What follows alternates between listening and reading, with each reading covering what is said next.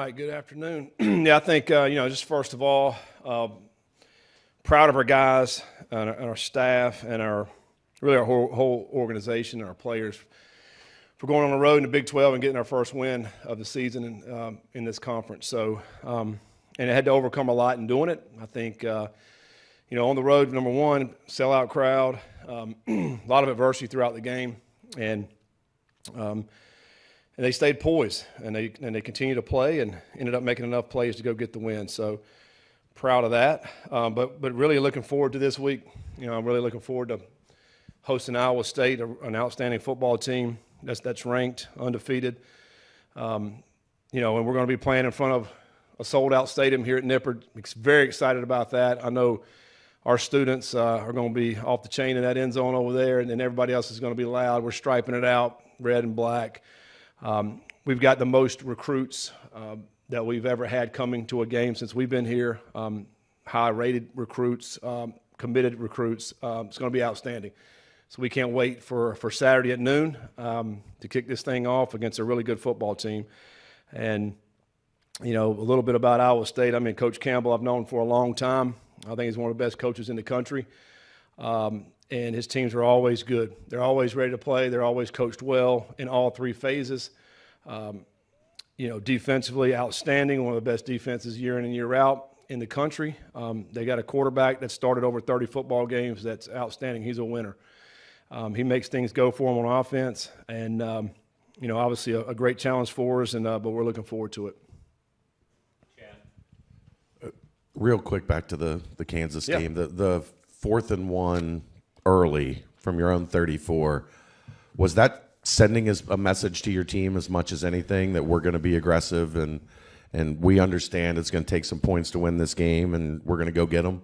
Yeah, I mean, we want to be aggressive anyway, and I think, going into that game, we knew Kansas' offense was outstanding. That Jalen Daniels is a great player. They're going to score points, and so you have to think it'd be aggressive. And I think, when it's 4th and 1, matter of fact, I'm watching the Iowa State game from last year. We did it on our first drive last year as well, back very similar, 4th and 1 on the minus 30-something. So you have to – I think when you're playing teams that are really good, especially on the road, you got to be aggressive in your thinking. And, we felt good about the play and to be able to get those yards. And, and I think in this league, I think you have to be aggressive. I really do. I just think there's so many good offenses, so many good players that, if you think you got a chance to get the first down, let's go ahead and get it.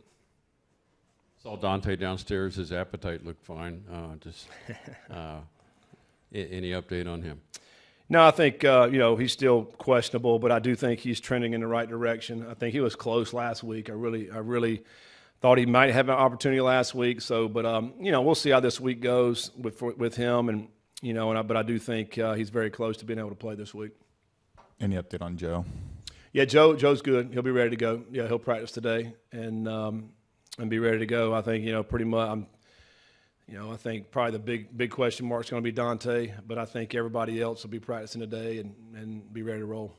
In a unique situation, like you're going up against the same defense that you run, do you just run practice like normal, like you would in early fall camp, or are there parts of Iowa State's defense that you have to kind of isolate? Yeah, I mean, I think, theoretically we're the same, but there's a lot of differences in things that we're doing. And I think, even Iowa State, go back the last 3 years that we've played them, depending on their personnel, they do some different things. Obviously, you want to do what your kids do well. So yeah, there's going to be some little tweaks and some little nuances that'll be different. But for us, it's the normal week. We try to go good on good anyway. Like on Tuesday and Wednesdays, we're going to go a bunch of different plays, good on good. So we're going to see that anyway because we want to get speed on speed. But yeah, I think more than anything probably is what we take away. Having gone against our defense in the spring and in August camp, you feel a little bit more comfortable, when they're playing their base defense. Other than that, though, you got to see what they're playing and then react off of it. Brendan had a rough game against Iowa State last year. How much do you go back and look at that tape and try to figure it out, or is it difficult because you've just got entirely new group of weapons around him? How much attention do you pay to that? He did rush for 141 yards last week. Did. That's pretty good. He threw for 60. No, I know. But he ran for 141. Let's look at the positives, Chad. We did not throw the ball great last year. And I thought, So last year's Iowa State team, where they gave up some running yards, and I feel like we try to take advantage of that. They did a really good job in the pass game. I think this year they're a little bit more balanced in their defense approach. It's not just one-sided. I thought last year maybe they gave up the run and they were really good in the pass defense. This year I think it's a little bit of both. I still think they're a very solid defense. We're going to need to be able to hit some throws. We're going to have to be able to do that. There's no question. That really hindered us last year, not being able to hit some of those throws in the game. And, I think you got to be able to do both, obviously. But, again, we're a new team. This is a different bunch. They're a different bunch.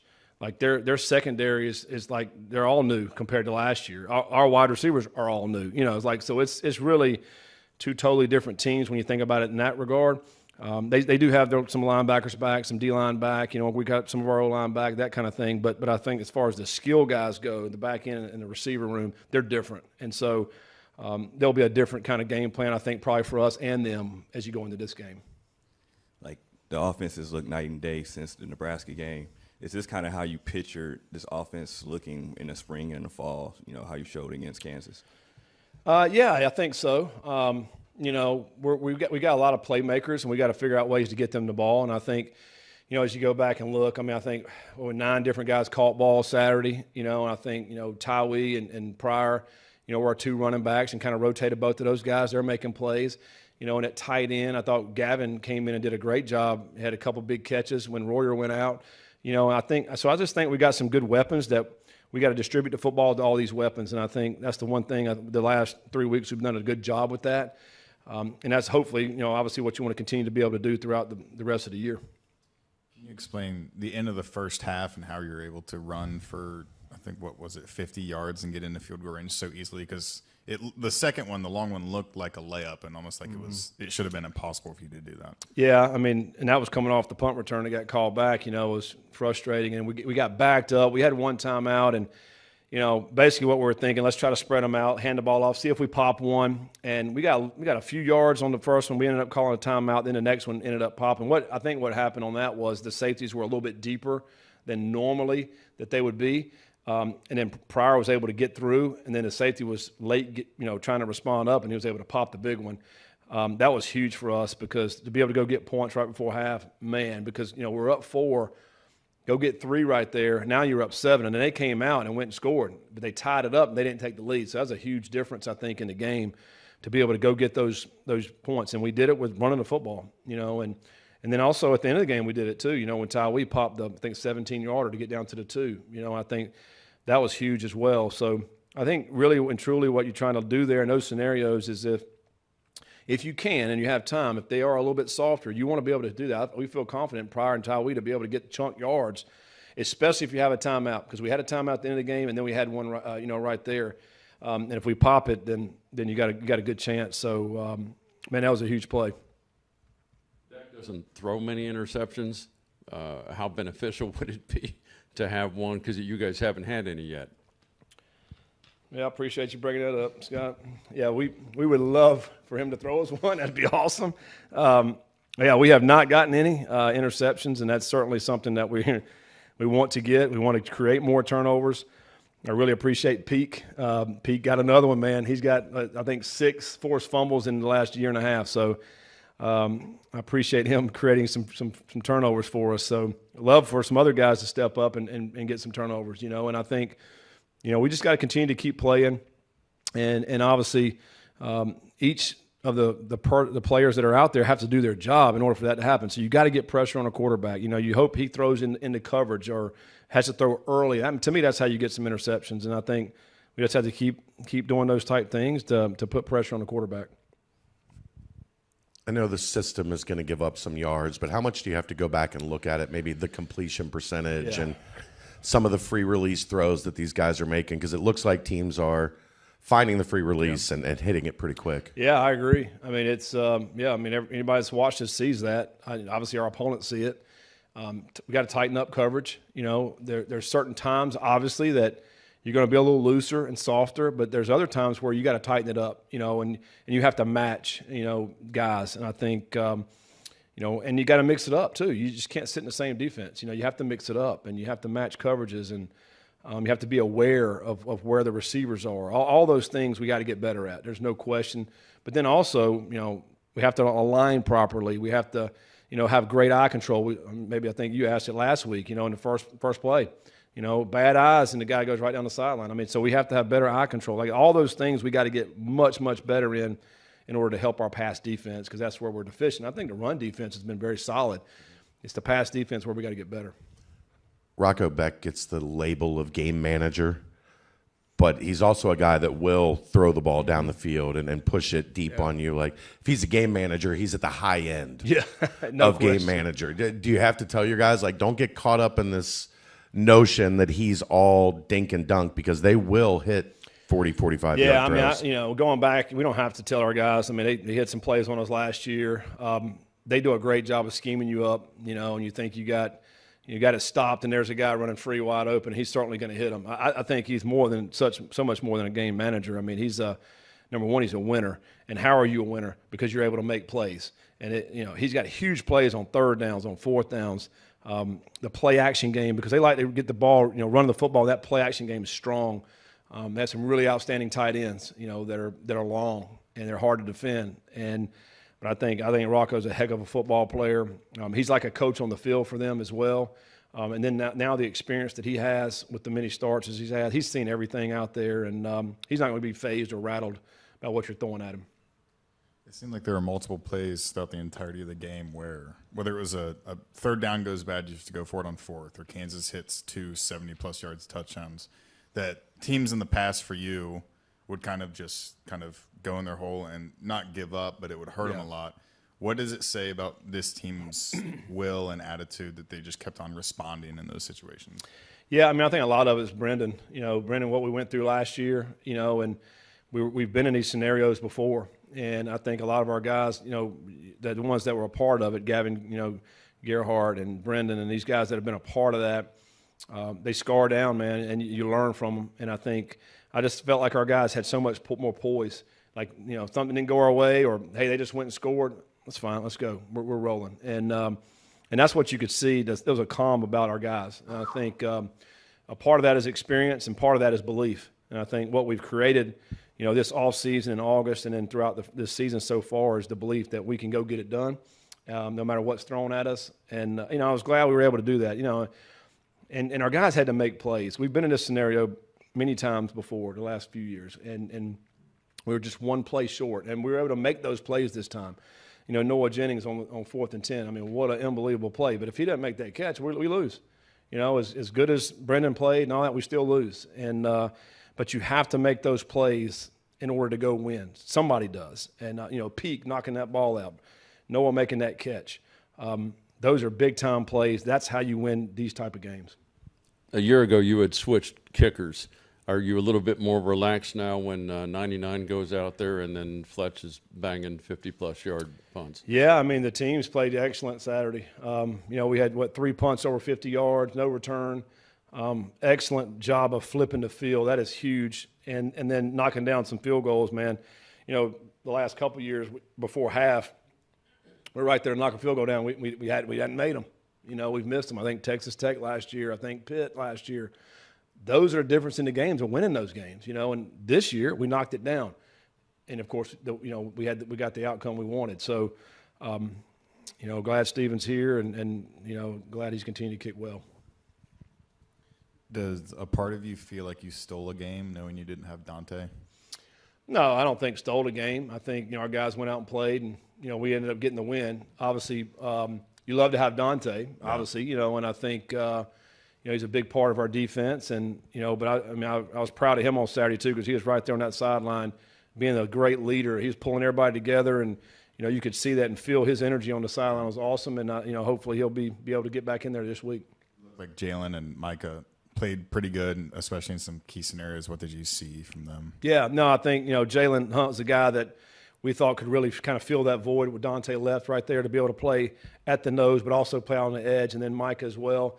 But I do think Jalen, obviously to me was the key to be able to have him, back this year to be able to play in that scenario. We needed him, and I thought he did some good things, putting pressure on the quarterback, making him get off his spot a few times. And, I think he'll continue to play well and get Dante back. Now you get both of them out there. It's just it's harder, obviously, for their offense. On the second long touchdown, it looked like Taden was where he was kind of supposed to be, but then reacted To the ball. to the ball being thrown behind. The receiver makes the catch. Now, what do you say to him on that? Because he's trying to make a play on the ball, but ultimately that resulted in a long touchdown. That's right. Yeah, it was a tough play. I mean, for him, it was a lot of space out there. He's trying to stay over top. Well, then he's looking as the ball's coming and the ball's thrown behind, so he's kind of stepping here to maybe try to get it. Thought their kid made an outstanding play, to reach back. He's running full speed to reach back, make the catch, stay on his feet, and then Tatum gets turned around. Well, by then, I mean, it's going to be over. I think just the only thing you can say right there is to try to tighten up the coverage to where, you're a little bit more body on body. Now it's going to be more difficult for that guy to have to reach back and make that catch. He's given some ground because of how fast that kid was. The kid's a good player. And, we didn't help ourselves. I mean, on some situations there, you love to have an extra safety that's going to be back there to help that actual play.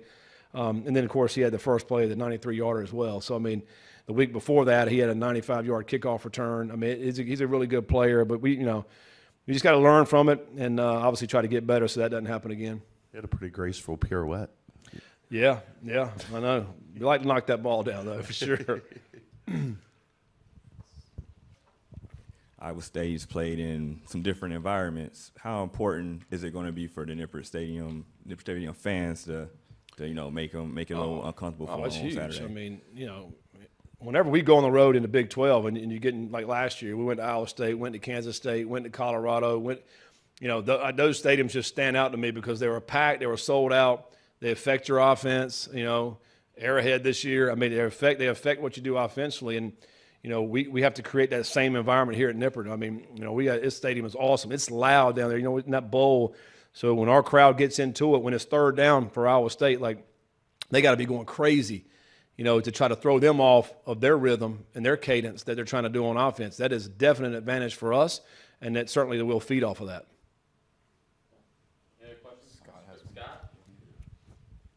Yeah, just real quick, have you embraced being the matinee idols that play Nip at noon? Whatever time they tell us to play, our boys are going to be ready to play. We have no control over, when TV says we're going to play. So I know obviously the fans would love to have a night game here. Maybe at some point we will, but whatever time they tell us to play, we need that place packed, loud, rowdy, be ready to go so we can get a big win. You had mentioned that you had never had a big play like that or big drive, but I have to think somewhere along the line maybe you did. But just again, how fun was the last $1:45 of that game? Yeah, it was really fun. Like I said, thank goodness I didn't get to see, the third down that I sailed the ball because I was, kind of taking a little high-low shot. But all I heard was the oohs and ahs. And usually once you hear the ah, you're like, okay. So, clearly we're still going to get another chance at it, but I didn't know that it would, obviously what had happened. But, no, that drive was awesome. Obviously a little bit of adversity on that last drive, just like the rest of the game. But, we found a way to persevere and came out on top. So that's what you want. We've been in so many close games since I've been here, and it felt good to, finally win one of those close ones. That second drive, he goes for it on 4th and 1 from your own 34. Does that send a shot of confidence through you guys offensively? Like, okay, we're going to be aggressive today. Let's get after it, or is it just another play? No, 100%. Obviously, at that point in the game, usually I think a lot of coaches would just punt it away. You can kind of tell though from all of our body language, none of us budged. We all knew that Coach Sad was going to go for it, and we knew that going into that game. Like I said, we were going to have to score points. It's a really good offense on the other side. So was really happy with the call and just like you just said, like instilling confidence in our group by him choosing to go for it there. And, we picked it up, ended up going on a big long drive and ended up putting it in the end zone. I think that just kind of just set the tone for the rest of the game for sure. So really pleased with that. When did you find out Dante wasn't going to play, and how did you go about moving past it, knowing that you guys can still go out and get a win? I had a little bit more insider info than a lot of people did, so I had known. that there was a good chance that he wasn't going to play. I knew that his recovery was going well and stuff, so there was a slight chance, but we all knew for the most part that there was a pretty good chance he wasn't going to play. But just having him there was a very big help for sure. He's grown so much as a vocal leader and stuff, so having him there on the sidelines, just rallying the troops and everything was really good for us to have. So big shout out to him, and hopefully he's all good to go this week. We talked a lot about Caldwell, Goody, Cyrus early in the season. Noah Jennings, Isaiah Johnson, big grab, even Gavin at tight end. How good are those guys that are just waiting in the wings? Yeah, like I said, I always think y'all are thinking that I'm just giving the quarterback answer whenever I say that I love all of our guys, I love throwing to all of our guys, and that I believe in all of our guys, but I truly do. And I think Saturday proved that, that they can step up and make plays whenever they need to. Still upset with Gavin for not scoring on that one, but we'll let that one slide for now. I'm sure he won't let it happen again, especially when he gets that close. I said, Gavin, you're 6'7", dude. There's no way you should ever get stopped on the 1-inch line. So we'll definitely learn from that going forward. But, we don't win the game without Noah Jennings making that unbelievable catch. So props to him. And Zay's been really good with the ball in his hands. So we just got to keep finding a way to get all of our playmakers the ball. Gavin, did you see the tape? How was he in, or was it close, or did anyone see? Oh, it was close, but he wasn't in. Yeah. So, no, we're not giving him any benefit of the doubt for that one. So we'll leave it at that. How many times have you watched the Noah catch since then? A lot.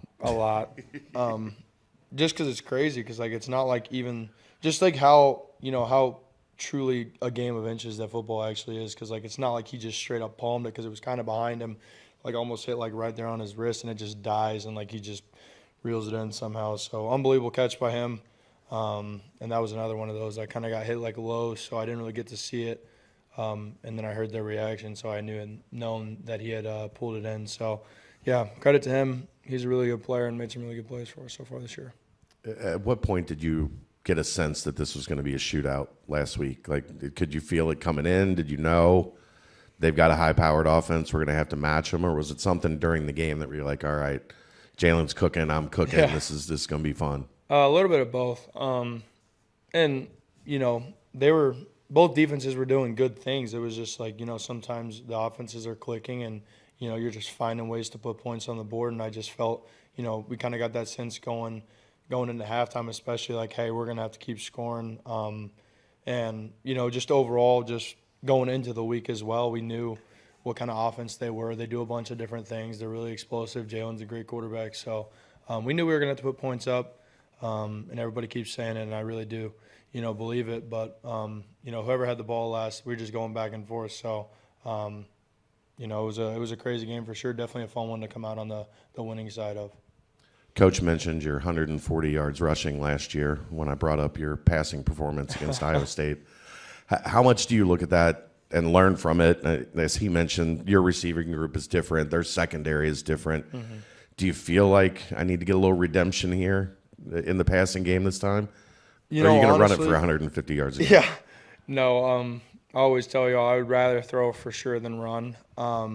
But, whatever it takes to win, obviously I would prefer to have more than 70 yards passing in every game. It was 66. Okay, thanks, Chad. So, no, but any time that I have a chance to, move the chains, whatever that may be, I think that we have just a overall better feel for the scheme, me especially, of ways that we can get our guys the ball and move the chains, through the air. And then if it requires me to go to the ground game with it, then I'll do that. But I feel really good about our passing game this year, and I'm excited to see what we can do on Saturday. Caldwell kind of got chastised a little bit about stretching the ball out a few games ago. Do you think that was reason why that Gavin didn't stretch out at the one? No, because, you look at about every player, they would end up doing in that situation. Gavin's just a young kid trying to do everything right, but I'm sure that, if he does score there, nobody asks too many questions, It's always one of those, a little slap on the wrist, hey, don't do that. It works, though, so we're not too upset with you. We don't fault Gavin for not doing it, but everybody obviously is okay. You were at the 1-inch yard line and you're 6'7". You don't even have to reach the ball. I just freaking barely reach it out, and you're going to have it. Jeff's was a little bit egregious, but, yeah, he ended up scoring, so not too many people asked too many questions about that. And you guys played, at Arrowhead Stadium first week. how much do you think that prepared you guys for the Rockets crowd in Kansas? Yeah, like I said, that atmosphere and whenever we were in Kansas City was really, really loud. Probably the loudest that I've been a part of. So it was able to, prepare us for the rest of the way, especially on our road games, and just getting us ready for, if we need to go silent, we can do that, or if we just go normal cadence. So I think all the guys handled that really well. I don't think we had any pre-snap penalties. I could be wrong about that, but I don't believe we did. So we did a really good job with that. And your big dogs got, Big 12 offensive line of the week for a second time. Did you give them any extra pat on the backs or any speeches or whatnot once you got the news? Yeah, obviously, I always give them a hard time throughout the week, but they'll be treated to a nice steak for sure. After every win, we always go get Jeff Ruby, so the big boys are always appreciative of that. Maybe I'll get us a nice dessert or something for the beef of the week, I guess. But no, those guys are blocking their tail off. It stinks that the one sack was on a little bootleg that they had nothing to do with. So yeah, well, at least we're playing with house money now, so I can just sit back there. I told him, I said, well, now that we got the sack out of the way, I'm just going to sit back there and hold on to the ball a little bit longer. So y'all boys be ready for that. Jeff Ruby's after a win. That's got to be one really positive benefit of the NIL era. Yeah, 100%. I'm gonna start making these old McDonald's line. I'm gonna after start a win, making the these old old days. linemen chip in for sure. Yeah, it's definitely a positive. But yeah, anytime we win, I'll take them out. So it's a win-win for all of us. Go get a good meal. We're only doing it because we win. So I hope we go every single week. You got Big 12, offensive player of the week. Is anybody, doing anything nice for you? That's the question of the day. Just got to keep stacking them. I don't know. People are always nice to me. They're always too nice. So I need to, back to after the Nebraska game, whenever I was getting beat down, I need that again. So, no, it's been really fun. Just being able to pull out that win. The plane ride home was really enjoyable. And then just the locker room, you can tell everybody's got a sense of confidence about them, that we finally were able to pull out one of those close ones. And we're excited to get back to it on Saturday. What did you see on the kind of lob to Tawi? Did he turn the wrong way? Did you put it in the wrong spot? Because it looked like kind of a confusing play. Keegan, I don't want to don't even get me started on that. That was a play for Evan Pryor. We've talked about this with Tawi. He's a little stiff in the hips, so I give him a hard time about that. It was just one of those things. I kind of had to throw it a little bit away just so that safety didn't get involved. It was a tough adjustment by him. He made it look really hard too, so I'm gonna give him a hard time. I'm gonna keep giving him a hard time about it. But no, it was definitely a learning experience for both of us. At Big 12 media days, you quarterbacks kind of hang out a little bit. What do you know of Beck? Have you gotten to know him at all? And he's a similar tough guy that can do a lot of things like you. Yeah. So for the most part, all of us QBs got to know each other a little bit. I try to talk to them as much as possible, but obviously throughout the season, it's not very common that we get to catch up and talk. So I'm sure I'll talk to him after the game.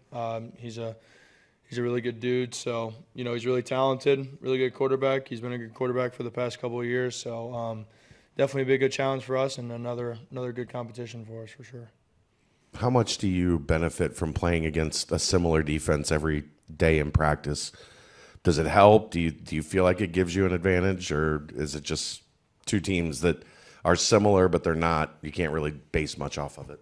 Oh no, we're definitely very, very similar to the point of where you can get good reads from our defense. But at the end of the day, they're going to do different stuff, or else we just go out there and it'll just be a practice. So last year it obviously didn't go in our favor in the passing game, so we got to find a way to get the pass game going early this week. So whatever that takes. If they want to drop everything back, we'll check it down. If they want to come down, we'll take some shots. So whatever it may be, we got to find a way to move the chains. 140 rushing. Maybe 140 rushing, as long as we got 300 passing too. Tyree Brendan says your hips are a little tight. Okay. Well, what was on that play? Was it just slightly off, a little bit miscommunication, or? He briefly told me what he told y'all, so I'm gonna let him run with that. But so like they was in a cover, they were supposed to be in a cover 3, in the corner. Like I seen him running with me from the start, so I kind of put my head down and just ran, try to outrun him, but he didn't drop back, so he blown the coverage. But I'm thinking the corner's there the whole time, but he's not. So he's throwing me out because the corner's not there, and I'm running in because I'm thinking the corner is there in his zone. So it was just miscommunication. When you guys are at the 18 on that last drive and coach calls a run play, was there a part of you that was like, what are we doing? Like, shouldn't we be passing? And were you confident that you're going to be able to get it to the 2? Oh, definitely. I'm confident because it's in that scenario they're kind of playing the pass, so they're the box lightens up, and we went over that same scenario in practice and did the same thing. And it was the same outcome. So definitely never questioning his. Coach called a great game. Never question his, especially if he put it in my hands. I'm never going to question him putting the game in my hands. So I appreciate him, and definitely wasn't a doubt about that play. Looked like you were making a beeline to the end zone on that play. Does the time come into play a little bit where you're thinking, well, do we score too early, or do you just run it on in? Well, we got a. I think one of us called it. I think they called a timeout the next play. So really, it's really up to the coaches if they're telling me to not score yet or to score. So they didn't say anything. So I'm just playing ball at that point. It's a little easier to score, though, right? Oh, definitely. One more. You got 18 carries. Are you the type of guy that the more carries you get, the more momentum and confidence you have? I feel like that's really any running back.